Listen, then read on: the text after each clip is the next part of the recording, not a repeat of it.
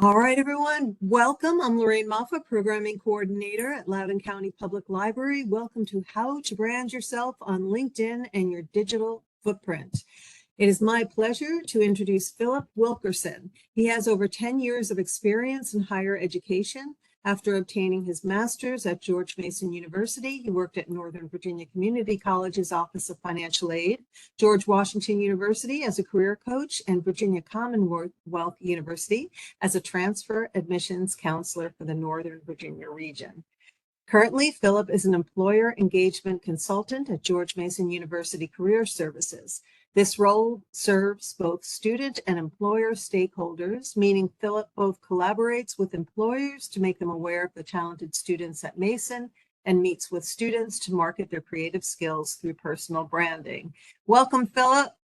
Thank you so much. Thank you. And, just to kind of give a gauge too, I practice what I preach in regards to digital content. I'm also a podcast creator, have a podcast called Positive Filter. I'm a father of two. That's always, and a husband to my lovely wife, because I introduce that because of my whole self. I make sure that, not only is my identity is tied to my work, but my community as well. So that's me, Philip Wilkerson. If you look at this handsome gentleman, I'm also a member of Alpha Phi Alpha Fraternity Incorporated. It is the first historically Black fraternity founded in 1906.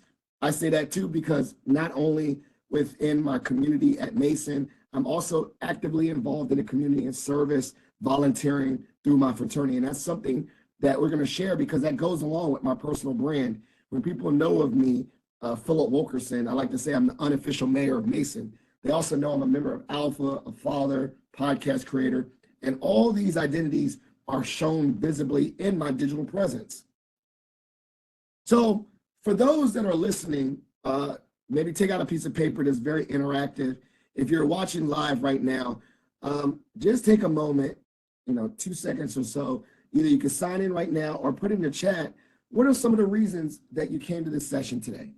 And, maybe for the time respect, I will just say one or, maybe we'll do 1 minute. For those that are watching online later, maybe pause this video and say, what do you really want to get out of this? And if I do not answer that for those watching this later, I'm going to put my contact information to follow up because I want to make sure that this session really hits what you're trying to do today. So maybe do we have any comments in the chat or anything that people want to get out of this session today? Maybe a quick moment. If there's anything you want me to relay to Philip, just type it in the chat. And so while we're doing that, I want to respect people's time. I have these interactions. What we'll do is throw those in the chat so that I can be mindful of what you're trying to get out of this today. So today you'll learn how to align your personal brand with your LinkedIn brand, how to develop a LinkedIn profile that is used for this, defining the term digital footprint, and best practices for managing your digital footprint. Now, I like to start off this session when we think about personal brand. Think about this, and I usually do an interaction, but right now I'm going right into the story. Think of your favorite brand, Nike, Reebok, Coca-Cola, and all those brands. Those on a macro level are organizations, companies, and they have a way that they promote themselves to the world, branding. And when we think of that, they do it in different modalities. So when you know about Nike, Reebok, all these things, they have flyers and billboards, advertisements, radio ads, endorsements, recommendations, logos, all these different things. Now, on a macro level, you are your own brand. You are your own Nike and Reebok. And so think about the various ways that you promote yourself in everyday life. So instead of a billboard or flyer, something tangible, that for you as an individual is your resume or cover letter. Endorsements. Well, same thing. If someone of status, a celebrity, endorses Nike or Reebok, think about those recommendations that come from people at places of power that can vouch for you, those letters of recommendations. Or as we're going to show on LinkedIn, those visible recommendations.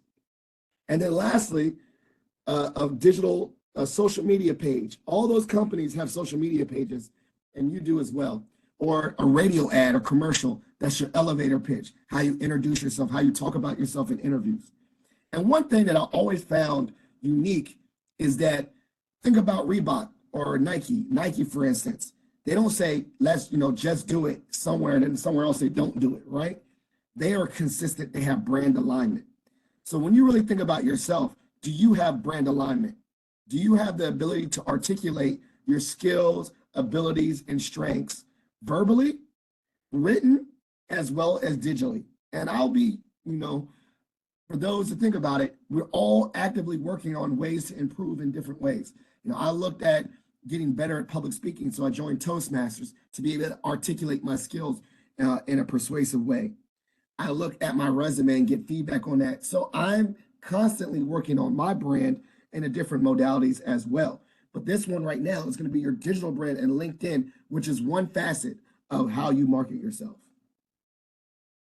So another activity, please get out a piece of paper.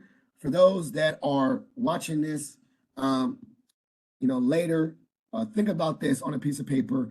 Before we go to branding, I always say, before we show the world, who we are, we have to look within. We have to know ourselves before we can talk about ourselves, right? Before you get ready for an interview, you got to have some self-reflection. So we're going to do, before we go into personal branding, we're going to have a little bit of self-reflection today.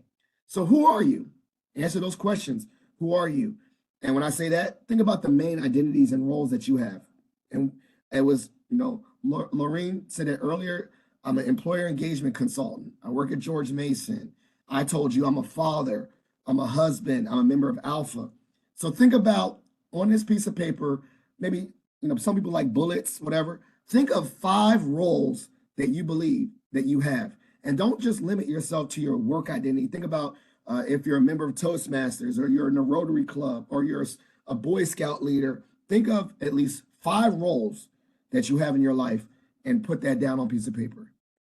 What do I do best? Where is something where I feel like I'm at my best? As you can see right now, I'm presenting. It could be 5, 10, it could be a virtual audience. I love to present. So I feel like I'm at my best presenting content. I feel at my best when I'm public speaking. I feel at my best when I'm meeting new people. So think about those opportunities when you feel good about yourself. When do you feel like you're at your best? And it could be professionally in hobbies, but think about some instances, some concrete times you feel in your best. What is your greatest achievement? Now, I could say my greatest achievement is my children and all, but think about that. What is your greatest achievement? Maybe professionally, one of the things professionally that you're super proud of, a project that you worked on, or maybe it could be something in your personal life, but something that you really think like, this is my Mount Everest. This is one of the best things I've done. I'm so proud of myself for this. What do you like about yourself? This is in self-reflection. Before you can promote yourself, you have to get over, there's a difference between arrogance and confidence. There's a difference between being humble and being boisterous, but we need you to be proud of yourself. What are things that you like? And when I say like about yourself, use adjectives. I'm funny, I'm kind, I'm strategic, I'm hardworking. Think of some real adjectives of things that you really like about yourself, and maybe externally, things that people will have credit you for or giving you compliments about, but mainly, what do you like about yourself? Another one is, what values do you have? Values, family, kindness. I'll have later for Lorraine, I'll send to disseminate to all those that are here or those that watch it later, maybe I can link to a thing about values, but assess what is important to you. Because knowing your values, you're going to live those and promote those on your digital brand. We're going to go into how we take these strengths and values and use that to craft a story about who we are and what we want to do. What is a time, when people say, what do people normally come to me for help about? Maybe they come to me for life advice. So that means somewhere down the line, you're a great listener. Maybe people come to me to fix things in my community. Wow, like you're good at putting things together. What are things that people just gravitate and ask you for help? And then this is some feedback. So pause this video, maybe go to someone. I usually say, go to your inner circle, your 5 closest friends or your closest loved ones and say, ask them, what do you think my strengths are? Because sometimes, as I said earlier, it's hard for us to look at ourselves in that light. So maybe asking people you trust, what are some things that they like about you or they find that you're good at, your strengths? Because we're going to craft this story and use this story to build your personal brand. Once again, law of three. So on that same piece of paper, I want you to dump in. We're going to get everything out because you're going to use this piece of paper or use this to craft your story or build your personal brand. But three things, three skills that you believe you have. I like to tell when I work with students, there's two categories of skills. There's concrete skills, things I can tangibly prove, speaking a foreign language, a software, an equipment, something I can show you, right? And then there's what we call transferable skills, or what they used to call soft skills, things that I can't tangibly put on a piece of paper, but they're skills that I have to exhibit with a story. So those examples could be leadership, right? Like you can't just take my word for leadership, but I can tell you a time I led a team successfully. Delegation, I can tell you a time where I delegated tasks. So there's skills that are concrete, things like I'm fluent in Spanish. I know how to use social media. I know how to write essays or write technical writing because I can show you a report I did in a technical writing style or MLA, things I can prove. And there's things that I have to show a story to exhibit, but they're both skills regardless.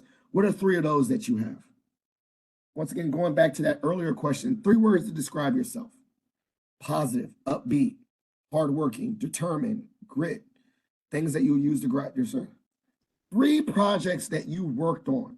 And so for those that are in the community, for the young people, 3 projects that you used in school, group projects. For those in the community, thinking if you're in the Rotary Club and you led a service project where you picked up trash, highway pickup, 3 projects where you worked on, start to finish, where you can tangibly take us through what we call the STAR method: the situation, the task, the actions, and the results. What was the result of that project?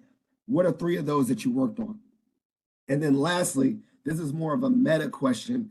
What do you want your impact to be on the community that you live in? I can tell you right now, mine is I want to prepare the young people for the world of work so that when they start, they're confident, they're capable, and they're able to make an impact in their careers. So that's something I know I want to have an impact on that community, which is George Mason University. Particularly, more specifically, I want to have a direct impact on students, Black and brown students that look like me, to make sure that the next generation is prepared for the world of work. So that's something that's really important to me, fostering and mentoring young people. So I know my impact statement. I know that. And then that is going to drive me how I craft this, because we're going to write those down. We're going to use those answers later in this video presentation. So what skills did you put down? Like I said, for the purpose of that, maybe we'll skip this slide, but for those that are watching this later, take a moment, answer. You can answer the slide out later too. You can use the QR code later, but let us know, let the audience or let us know what skills you write down. Be confident in that. So personal brand. Why do we have a personal brand? So we're going back to that story of Nike and Reebok, right? Think about this. A personal brand, what your impact statement is, I want to have an impact on the young people at George Mason University. Me branding myself, me putting myself out there will amplify and magnify my purpose. So I can just as much have an impact on young people. I can do that. But having a personal brand promotes it, that it gets that message, gets that out there into the universe, to magnify that, to get it in front of new audiences. So having a personal brand, whatever you want your impact to be, it is magnified by having a brand. Once again, how many people, and you can answer this later, trust those brands that I tell you about? How many people already know, when you think about Nike, that you already know that they're going to be a decent shoe or athletic gear that you can trust? So having a personal brand already curates a positive inclination of you. There's been many times where people said, Philip, I follow your content on LinkedIn. I've been wanting to meet you. I have no clue who these people are, but because I built a consistent brand and a consistent message, I have innately garnered a positive experience with those people I had never met and earned somewhat their trust before they met me. And ideally, if my who I am in real life aligns, we're going to talk about alignment. If it aligns with who I am digitally, that trust is solidified. Or we also have to be cautious who we are and who we promote ourselves online. We need to have synergy because it's a great way to break trust when they say they meet someone visibly online and that person is not who they are in real life, right? It allows you having strangers know who you are, putting your content out, putting yourself out there before they meet you. So it allows you, having a personal brand allows you to meet strangers. Think about this. I heard this notion. It is not, the old thing is like, it's not what you know, but who you know, right? I'm going to take it a step further. It's not what you know and who you know, but who knows you. Think about this in your mind. Think about the opportunities that have come your way. Most opportunities are referenced or given to you by other people in your relationships. And so building that trust, opportunities garner opportunities by building that personal brand. And then the last goal is the main thing about building personal brand or building a presence on digital platforms like LinkedIn is to get them off LinkedIn, which is crazy to say. And Philip, yes, you want to build enough trust and enough relationships with that LinkedIn to get conversations off LinkedIn, to build relationships off LinkedIn, to build relationships for individual meetings or virtual meetings or interviews. So the main thing is to not trap people on LinkedIn, is to get them off LinkedIn. Additionally, if you are a content creator or an entrepreneur or a business person, the main goal is to get them off of LinkedIn and to participate in your business, buy your product, go to a website if you have one, go to your book if you're an author, go to your podcast if you're a podcast creator, go to your email listserv or subscribe to your newsletter if you have one. The main goal of LinkedIn and building consistency on that brand is to get them off of that to your other ventures that are off that platform. And let me know, give me a, I don't know if they have emojis or thumbs up. Let me know if I'm helping or giving good information so far. Just a time check or pulse check. I think you're great, Philip. Someone wrote in before that her account has been dormant for 8 to 10 years. And she needs to update it and refresh her knowledge. So just Yes, to give and you, so yes, so yeah.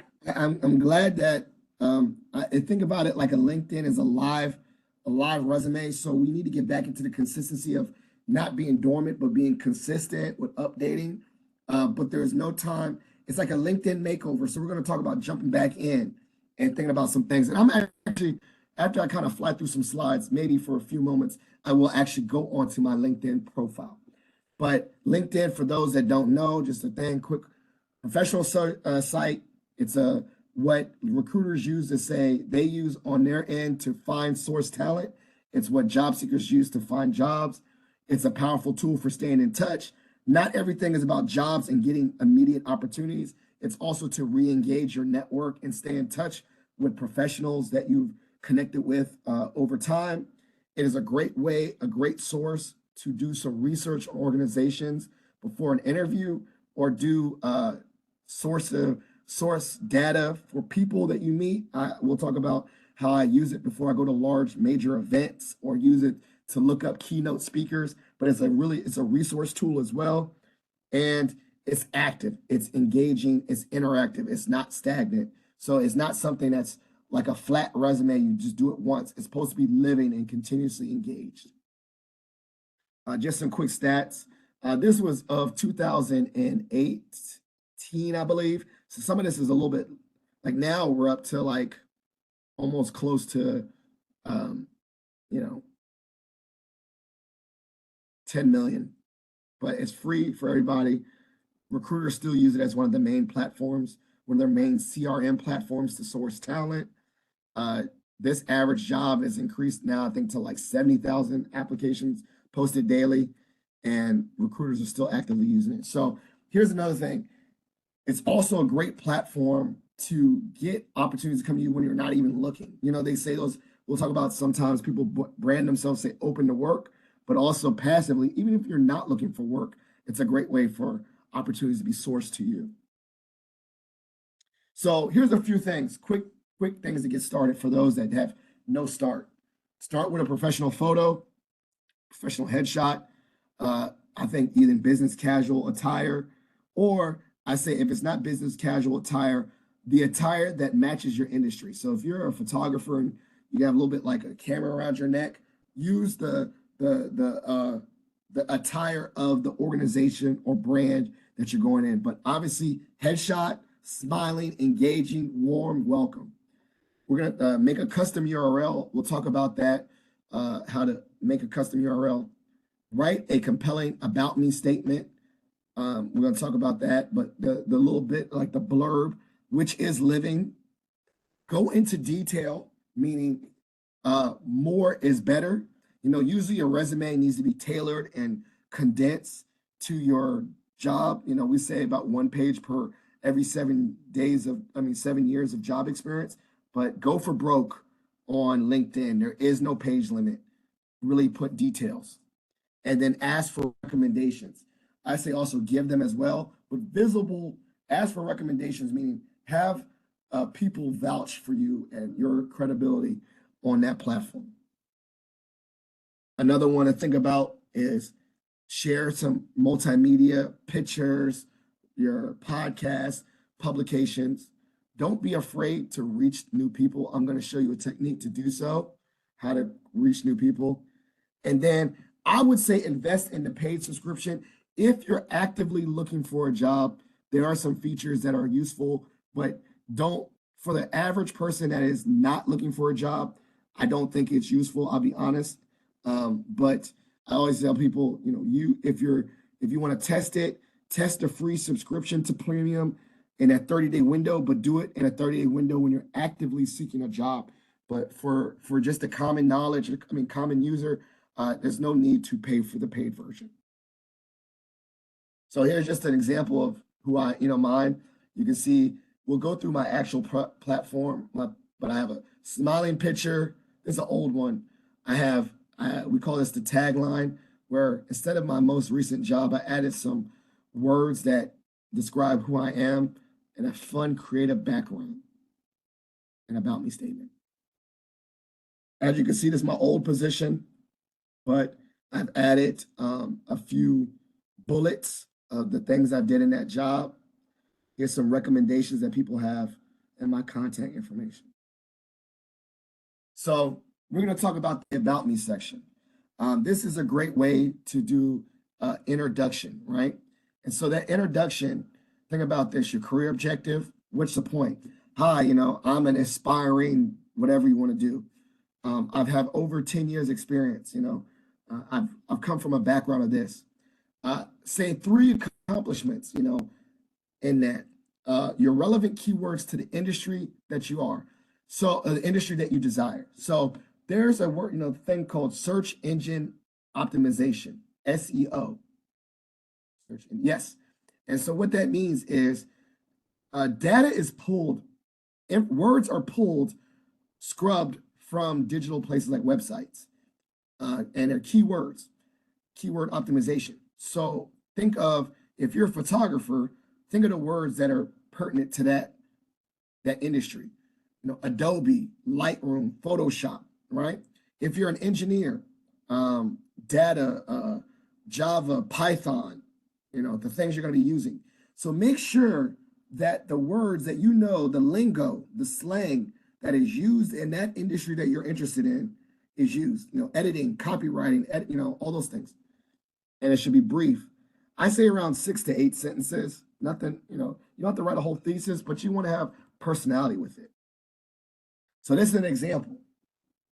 And you can see, they have the word nonprofit and their background in government, their passion, human-centered problem solving. That's just an example, right? It's not too crazy, but you can pull out, maybe there's someone's like, we're looking for someone in a nonprofit space. They got the word nonprofit and it's pulled out. So collaboration with others, teamwork. So think about those keywords. Now, we're going to go on this, build a network, digital brand. I like to say this, before I go outside my tribe, I need to know who's in my circle. So think about this.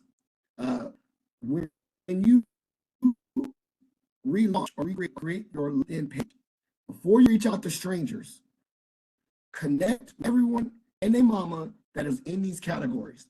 People that are considered family and friends, people that are on your teams or organizations with you, your former classmates from your university, which I'm gonna show you how to do, former colleagues that you worked with, and all these other places, starting within, and then we'll go outside. Because I'm gonna show you, when you have your internal network of people, people will be able to search you based on who knows you. So you wanna start with your community first. And it's the way that I'll show you how to do this, but this is just an example. We type in names. First means right here, if you see first, that means I'm already connected to that person. Second means there's one person in between us. So thinking about building that, I want to get a lot of first connections and seconds. This is how you customize your URL. You'll go to the 3 dots right here, and then you can share your profile. But I'll show you how to do that later. And then there's just companies. You can follow the companies. Following companies allow you, or create a job alert allows you to be ready. So we're going to show, I'm going to try to jump in and cover both of those. Setting a job alert will allow positions to come to you so that you're not actively searching all the time. You almost set like a search agent that's going to do the work for you and make sure that positions are coming your way. How do we use it before conferences or networking events? I mean, if you saw this, you could have looked me up ahead of time. I do this all the time. When I go to something that's a major event, I see the keynote speakers and I read them. I look them up. I look up the organizations. I look up the attendee list and see who I can connect with ahead of time on LinkedIn. Send them a message. Hey, I see you're going to be at the conference as well. I'd love to connect with you. So I scrub LinkedIn to prepare for in-person engagement as well as follow-up. I also look up relevant articles for the atmosphere that I'm going to be in. So I have some conversations with people before I get there. But it's a great way to build confidence. You know, I don't know who here is an introvert. I'm an extrovert, but it's a great technique. You know, if you already know who's going to be there, already schedule some conversations, you can alleviate some of the anxiety of big gatherings by being prepared and using LinkedIn as a great tool to prepare for an event. Or if you're an extrovert like me, it maximizes that engagement too. But I think they match both energies. So how often do you use LinkedIn? For those, just take a moment. Think about this. I would want you to say, if you are never, you're not going to go from never all the way to daily. Think about this. Start slowly. If you're a never person, try to go on the platform at least once or twice a month. If you're a once and twice a month person, try to go weekly. And if you're a weekly person, try to go every workday. Try to use this to up your engagement. And we're going to talk about ways to engage, low effort ways that is not overwhelming. But I would say we have a saying at Career Services that you should spend at least 10 minutes a day towards your career.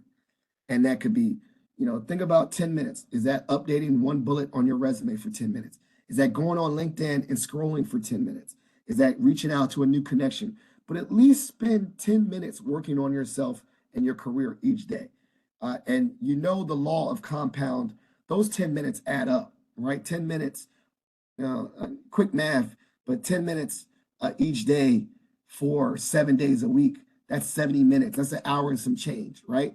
So that adds up. So think about, you know, building that and not going from 0 to 100, but increasing your engagement and thinking about your career and your personal brand on LinkedIn from one to the next level. So also, how do you stand out? Share your thoughts. I always say, share your thoughts. You can share an article, and that is great. What's unique when you share that article, or what you think about it? Share your opinions. So curate your thoughts. Say something, wow, like this Cape Canaveral, I'll share that article, but instead of just saying share with comments. So you can share and say, this is really awesome. I love science. What do you think, right? And so what is unique, what stands out on the platform is you. Think about this as well. And I know you see this on other platforms if you do. How many people have Facebook, whatever? When someone comments, it tells you that someone else comments and brings that up. So you not only posting comments, but you commenting or sharing your thoughts on other people's posts elevate your visibility. So I would always encourage people at least 10 minutes, share a comment, post, like, use these reactions that elevates your visibility on the platform. Content. Get in front of the camera. Not everyone needs to be a content creator or needs to be, the best TikTok person or whatever. But if you have a computer and you have a webcam, share a video. Or if not, at least post pictures of you doing stuff. There's studies that have shown that people are attracted to faces, right? They showed that like when you look at content and you look at like slides or a slide deck, they showed a picture and they showed like a heat wave. Everyone is drawn to faces and pictures and people. So thinking about that builds that, showing who you are, engaging. We want to see people. We want to connect with people. The most engaged, look on your Instagram, the most engaged posts are usually videos of people or posts or pictures of people, not objects. And then where do you go? Your library, I know Loudoun County has it. They have LinkedIn Learning for free. So you're able to access LinkedIn Learning and learn about not only best techniques for LinkedIn, but skills, Excel, all that. Really tap into that. I tell our students we have a free LinkedIn Learning account at GMU, but everyone also gets access to LinkedIn Learning through their public library. I know for sure Loudoun County has a resource page, and it used to be called Linda, but it's not Linda anymore. And then, so your future digital footprint is basically saying in the future, like when I die, which is all going to happen, this presence is like my archive. Nothing really goes away digitally, right? And so think about what am I leaving behind? And I mean that digitally. What comments am I leaving behind? What content am I leaving? What impact am I leaving digitally as well? Very mindful. I think that, we're not young, whoever's watching this, right? Be careful what you post online, Facebook, not. But I'm also saying, think about thoughtfully what you're posting on LinkedIn. What kind of professional trail you're leaving? Are you uplifting people? Are you, thinking about even the problems in the workplace? Are you coming at it with a solution focus rather than complaining? What kind of energy are you putting out? What kind of commentary are you putting out there? And so the digital footprint, right? Just think about words, photographs, it's all traceable. Facebook, LinkedIn, YouTube, all these posts. It doesn't really work. You could delete it, but by the time you try to delete something, it's been screenshotted or whatever. So nothing really goes away. I think there's certain things are cached or still available. So think about that content, that footprint it's almost like a detective. And think about this on the opposite end, recruiters. And recruiters, day-to-day people are informally stalking, or like I say, social media investigation. They're looking at you. They're reading a few comments. They're looking at your history. So think about that as well as you create content. What footprint are you doing? And so this is what I like to think about, go through these questions. Who is my audience? If you go through my LinkedIn, mine is geared toward a lot of other educators, a lot of professional people in my sphere, because that's who I want to engage with. Am I posting in anger? Or, even if I'm upset about the political climate or racial climate or whatever's going on, am I going at it with an angry tone, or am I going at it with a tone of advocacy and a tone of dialogue and sharing information, but open to having dialogue in the comments, right? Am I showing a positive or negative side of me?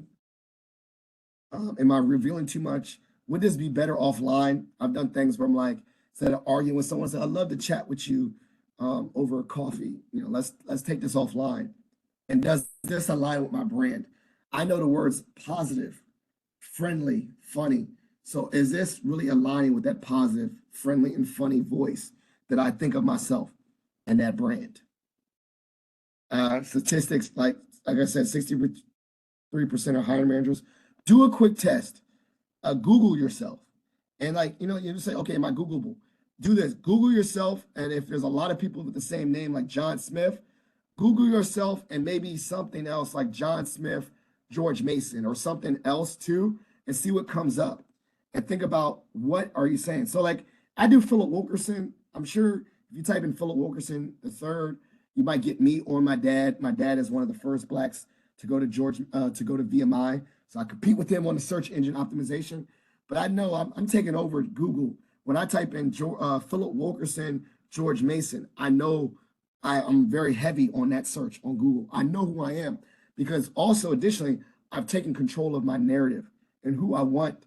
And I put out enough consistent content that I know how I'm searched. I know what people find when they search me, because I've put enough consistent content to do so. All right, so I'm going to stop sharing, and then I'm going to share my actual LinkedIn profile. So first, go to profile, view profile, go to share. All right, so we have my LinkedIn profile right here. So as you can see, my banner, I got this award recently, so I made that my banner temporarily. I'm gonna take it down or change it. Nate's Mentor of the Year. My picture matches more energy. This is a more new headshot, so it matches more who I look. My cheeks got a little thicker. My about me, it's a couple paragraphs talking about, through my doctoral journey, some words that describe me. As you can see, I've updated my title to say Employer Engagement Consultant and added some bullets. Now I try to keep it within 1, 2, 3, 4, 5, 6, around 6. No, I don't want to overdo it, but sometimes I'm really excited and I share a lot. As you can see, I updated my education, because if you add your education in your school, I'm attached to George Mason, so I'm searchable by that university. So add the schools and colleges that you went to. These are certificates that I've gotten on LinkedIn Learning, which you should have access to via a public library. I've added some of my projects. I've added some of my volunteer roles. Add your volunteer roles as well, not just your job. Added some skills, and then you can see my recommendations, and then publications, and a few courses. So I go for full depth and awards and recognition. I go for depth on this platform. Now you're gonna say, how do I make a custom URL? So you go to your profile, you see this pencil, this pencil right here, public URL. You click on that pencil, and then you'll see this pencil, and you can change that to take away the computer code and save it. And then now that this is a custom URL, well, the whole thing, that's custom URL will take you to your profile. And you can put that on I put that on the top of my resume. So another technique we're going to share is, how do I connect with strangers? So for instance, I like to start, like I said, with my tribe. So one thing I use is use your alumni base. So you'll go to, I went to George Mason. So I'm going to go to the school page, George Mason University, and go to the page that says school. Then I'm going to go to that school page. And then I'm going to source alumni. And the reason why is these are people that have indicated on their own accord that they went to George Mason. As you can see, our alumni network is very heavy on LinkedIn, right? We have a lot of people from George Mason. So now I'm going to say, who do I want to reach out to that's an alum? Let's say people with a podcast. So I went down, because somewhere on their profile, they had the word podcast. It went from that 100-something thousand to 1,000. Maybe I'll do, what years were they at George Mason? Maybe I'll do it the same year as I was there. So let's do 2009 to 2012. So now, people that have podcasts that indicated that they were at George Mason around the same time as me. So more alignment. Okay, now I have a quick search. Where do they work? They have a bunch of places where they work. They got where they live. Do they live here all over the United States or the Washington, D.C. area?